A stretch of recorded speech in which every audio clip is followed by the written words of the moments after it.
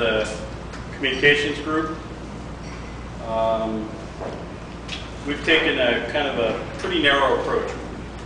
Communications being so broad, we've tried to just do a couple of things and do them in coordination with the city, and then once we complete those things, move on to a couple of other things and try to build on some success. So one of the first things we've done is we created a communications plan for rolling out the summit report.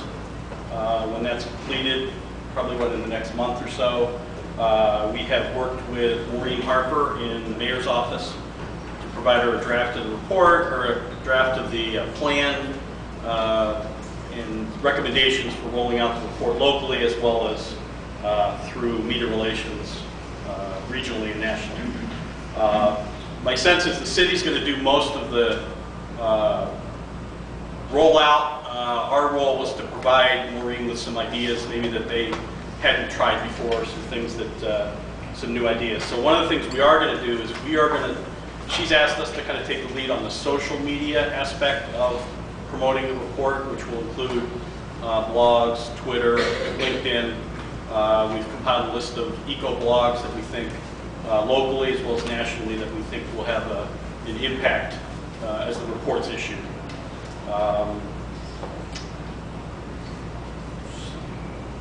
We are interested in the big challenge of trying to help the groups communicate among each other.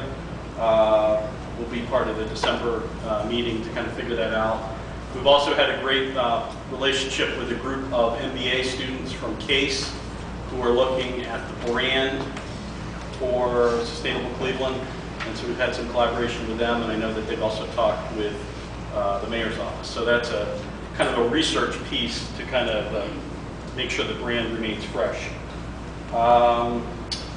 The big idea that our group's come up with is, in thinking about next year's summit, we would like to see, from a communication standpoint and engagement with the community, we would like to see part of the summit be more of a public access component, whether it's kind of a trade show or a learning experience where people can come and try out sustainable products. They can, so the appreciative inquiry process needs to move forward, but we also think there might be a side event that would have appeal more to the masses.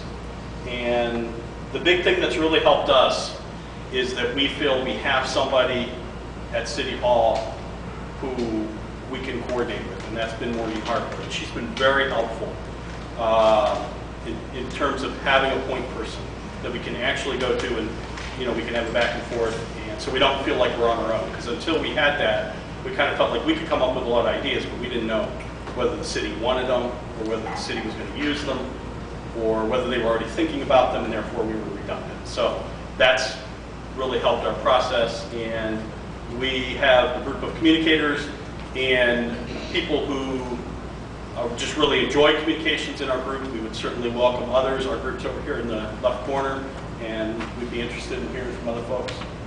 And if you have social media, blogs that you think we ought to be looking at, we'd love to hear more. Great, so that's Gregg LaBar.